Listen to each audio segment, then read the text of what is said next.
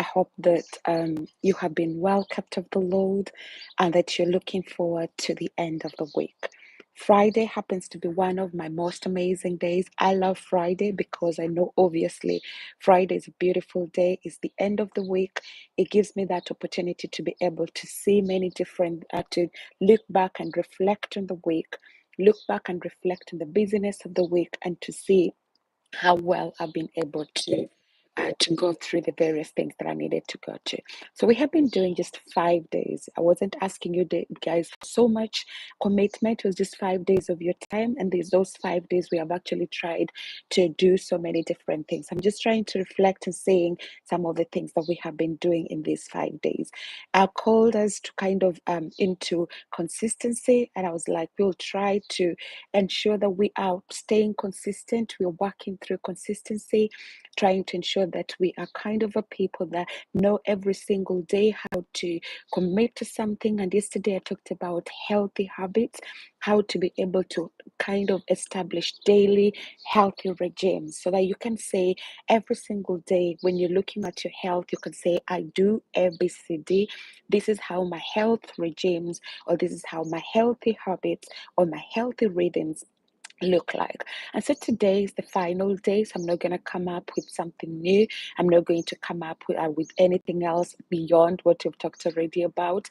All that I want to do today is just kind of do like a recap, to do like a summary, because obviously is the final day of the challenge. So to say, as I said, it's not a challenge, it's just something that I was inviting us to do. You might want to say it's a challenge, but it's just one of those things that I have been doing, as I said, and inviting you guys to come along.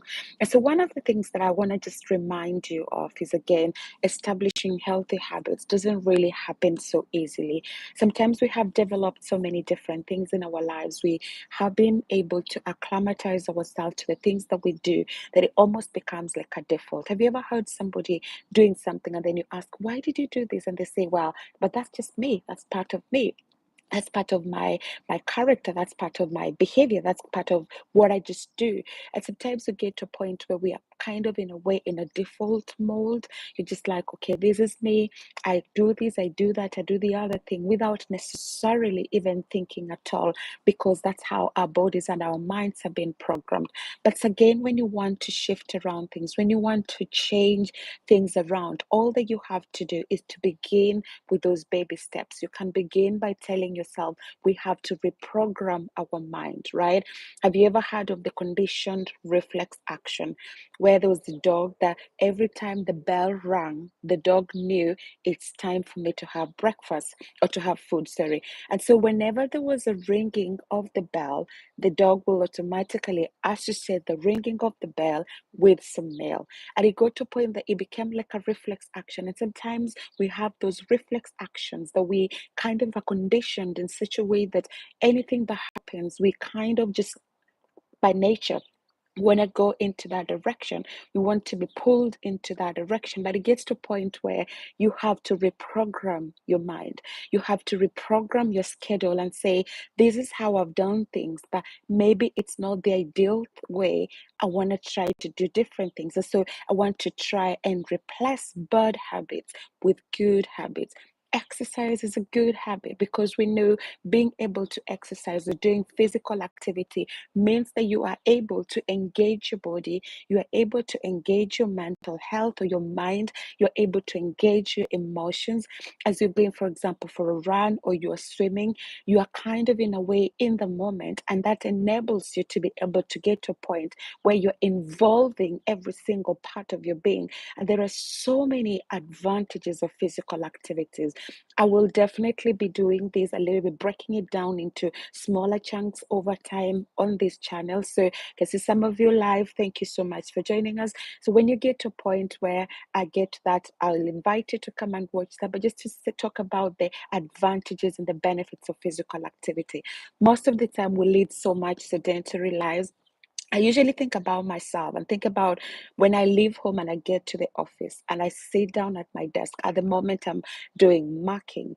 When I set off in the morning, unless something happens that will actually make me stand up, I actually sit down glued at my desk throughout the day. I forget there is even time to go to the loo or something like that because my mind is so fixated on finishing the things that are ahead of us. And we work sometimes in those jobs that will actually just demand us to be able to give them 101%. And thank God for the jobs that we have. They pay our bills and they enable us to be able to do one, two, three. But it gets to a point sometimes you can just by nature find yourself getting into being glued into those systems and being glued into the places. I remember when I was growing up, and I usually have these conversations with my son, thinking about like when we grew up, we were really itching to be able to come out of the house and go to the neighbors, to go and have time with our neighbors and the friends of our neighbor, the kids of our neighbors.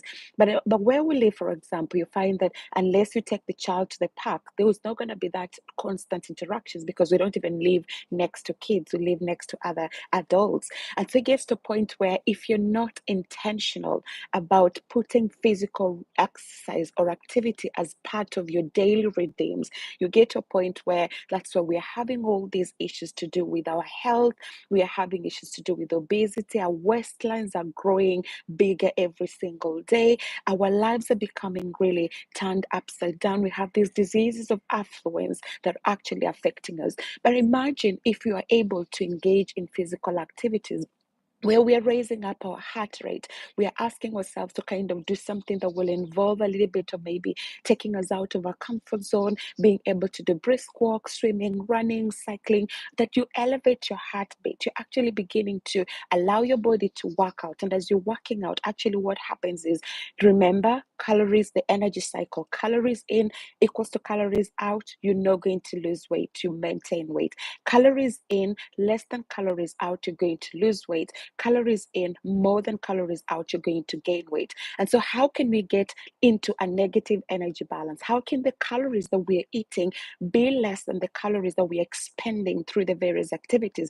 One is eating less, which you just decide and say, I'm going, instead of eating 2,000 calories as a woman, I'm going to eat 1,500 calories, for example. Of course, it depends on your height, it depends on your age, it depends on your level of activity. That's another ball game, that's another different thing that I'm not going to go in at the moment. And so when you're thinking about, so you can eat less, that will mean your body is expecting 2,000 calories. And because you're eating less than 2,000 calories, it actually starts to break down with time. It's not going to happen overnight, but with time, it starts to break down what it doesn't need, and it starts to kind of power the different metabolic reactions and physiological activities around your body, right? But also the other way that you can actually go around ensuring that you are able to kind of lose weight and get into negative energy balance is actually through physical activity. Because when you go out and you're able to exercise, you go out, maybe you're running, you go out, you're swimming or whatever, you'll burn some calories because you need fuel to power those activities, like, right? And your body will start to break down the stored glucose through different processes. There are so much biochemistry that happens. You'll have those glycolysis happening. You'll have the ATPs being produced, and these are going to be able to produce the fuel that you need actually to power up all the activities that you're doing, right? But it gets to a point where now you've gotten into, you need that energy that will power your activities up, and it means that at the end of the day, you will increase how much calories you need to be able to get to the 2,000 calories, if you're still tracking with me, right? And now it gets to a point where you're still, let's say you're eating 2,000 or you are reducing to 1,500, but then you're burning more calories. That means you need to extend how many calories you're eating. That can actually help you to go even further into energy deficit, and that can actually result in further weight loss. So you can actually end up seeing many different things happening as a result of you being able to engage in those physical activities, you being able to engage in those things that will help you to kind of in a way be able to burn some calories, or to burn some calories, that fuel, right? And if you want as well to break this down, You can look at some of the activities that are cardio. That's where you're kind of pacing up your heart rate, or you can do strength training. I love strength training because it helps with toning of the body. It helps with kind of muscle building and things like that. And so once you decide and say, I'm going to be able to do physical activity, let's say wherever you're doing, let's say you're running or you're walking, it actually is also good. It can be good for weight loss or weight maintenance, depending on what you're planning to do or you want to achieve, but also look at it from the perspective of your mental well-being. Exercise is so good. As you're walking, for example, it really helps you. When I walk, I'm focused on the moment. When I walk, I'm focused on what is ahead of me. And sometimes you just can forget about different things. And also that just breath, fresh breath. When I run in the woodlands, and I get to meet, I call them my ducks nowadays. I get to meet like some ducks around the canal. I see some swans around the canal, and that actually just kind of makes me smile, and it gives me like a good vibe, and I start my day from a positive end, and that helps me quite a lot in just clearing off my mind. So exercise is good for your mental health as well. Exercise is also good, and just like as I said, you can be able to cut down some calories, and of course help you to lose some weight and things like that. But then when I was thinking about this, I thought, if you're thinking about exercise, most of the time we make it feel like I need to go to the gym. That means I have to pay, get some membership to be able to keep up with my gym and things like that. But I usually say I totally disagree with that, because you don't have to rob the bank to be able to do exercise, right? You don't have to rob the bank to be able to kind of exercise. And that's why I am a strong believer of things like running, things like walking, because you don't need to pay to run. All that you need will be your running gear, you need your shoes, you need your truck or your whatever that you use, and that's it really. And as you're running, you can actually be able to still be able to get those benefits that come without paying anything. Packs without payment. Wow, how good can that be? Packs without payment, for me, I mean, call me at any time to get those packs without having to really rob my bank. That's incredible. If I need to walk, I don't even need special gear to walk. I can walk in my day clothes. I can walk when I'm at work. I can walk in those places and spaces where I don't need to do anything, right? And that's why I usually say you don't have to say, well, because I can't afford a gym, I can't do exercise. That's a lame excuse.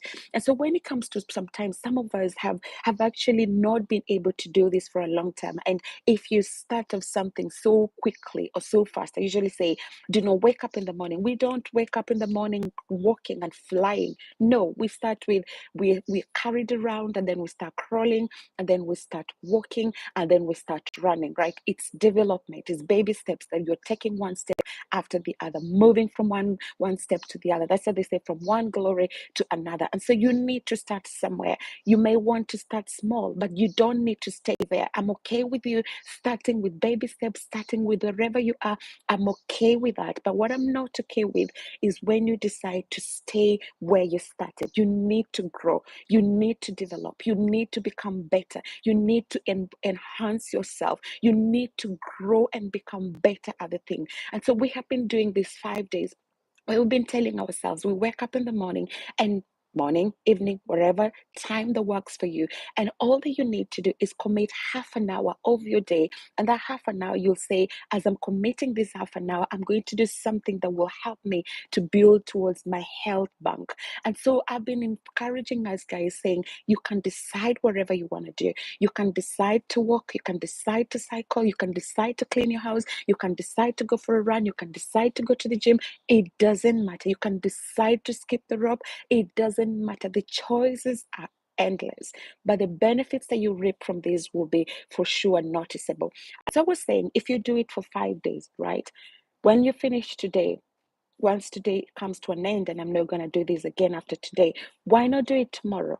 Why not do it on Sunday? Why not start to say, this will become part of my health regime? This will become part of my identity. I will be known as the running girl. That's my name at the moment.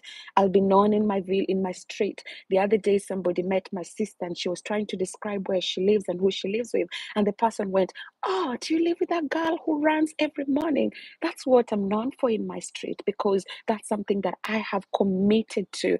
And God giving me grace, I do it almost every single day, except, of course, for Sunday. For me, that's rest day. I don't do any activity. I don't post on YouTube. I don't like doing social media on a Friday, on a Sunday, because I take total rest. For me, that's rest is important. And so what is it that you're gonna be known for at the end of this year? If you've never committed to anything that will be useful for your health, why not commit on that? If you've never committed to something that will help you, let's say, spiritually, mentally, emotionally, why not begin? What's holding you back? What's the thing that is keeping you away from making that commitment and saying, I'm going to change? I'm going to start. What is it that you are starting? We are halfway in 2024, right? Before we realize this year will be gone. What is it that you can look back and say, I've invested this in my spiritual health.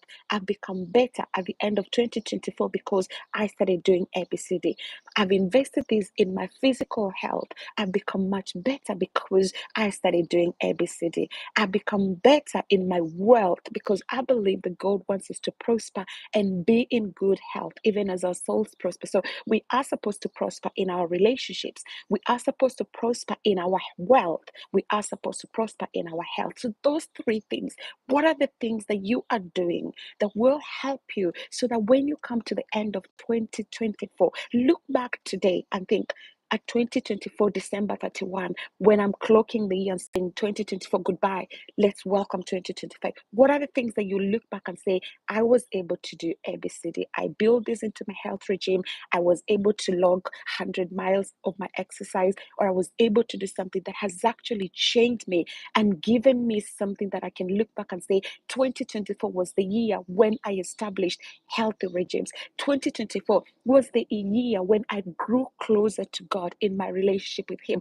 2024 was the year when I lost the weight and hopefully kept it off for a longer time. You can still make a difference. And that's why I'm inviting you to say, girl, boy, wherever, you are able and capable to do it. What's holding you back? What's that thing that is keeping you from going into those places and spaces where you know very well you have been called to prosper in those places, right? What's holding you back? If you're eating unhealthily, what is the thing that you need to do that will change you and give you that ability to start to eat much better? If you're not sleeping well, what are the things that you need to prune off your life that are not helping you in your journey and in your walk into healthy living? These are the things that we can work together, right? You can look at, maybe if you're having a deficit of knowledge. I mean, there is so much information at the moment on the internet that sometimes it can be overwhelming, but you can still be able to get good counsel so that at the end of the day you have no excuse but to grow. And what is that thing that is keeping you from growing? That's the thing that is keeping you from thriving, being in good health, and prospering as you so prosper. What is that thing that you can look back today and say, I want to get rid of that? For me, I get to a point, I'm like, there are some relationships maybe that don't serve me well that I need to disconnect from. Or maybe there are some things that I just need to let go of those so that I can be able to focus a little bit more. Maybe I'll need to work around my schedule so that I prioritize things that are giving me more happiness, giving me more health, giving me more ability to be able to learn how to save, how to be able to work through with my finances, spend time with my family, spend time with my maker, and things like that. So prioritize the important things. I don't want to get to the end of my life and realize I lived a carbon copy life, photocopy life, maybe wanting to be somebody else, or I've done things that God never intended me to do. And that's why I'm telling myself, Claire, you've got to wake up and you have to start to reschedule your life and you start to reshape it around so that at the end of the day, doing the things that are important but also priority, and not just important and things like that, so that at the end of the day I don't want to come to the end and feel like, was that it? Is there anything more to life than just these mediocre things around me? I don't want that to be my story, and I don't want that to be your story either. And so, what those of you who've joined on this channel, channel challenge. Thank you so much for the time you have given me, that every time you continue to support what you're doing. Thank you so much. If you're not done this already, and if you're live with us today, why not just click that like button? It will go a long way in supporting what you're doing. I have to go for my morning run. I wish I would do this longer. I wish I could do a longer recording and chat with you guys, but time is not on my side. My alarm just went a long time ago, because that means I'm getting a little bit behind schedule. So I really have to quickly go for a run, do my 30 minutes of exercise. I will see you guys again tomorrow in my normal Saturday recording. If not, my prayer for you is that you will prosper again, as I said, and be in good health, even as your soul prospers, that you will know you are loved, celebrated, and appreciated. Have an awesome day. God bless, and much love from me. Goodbye.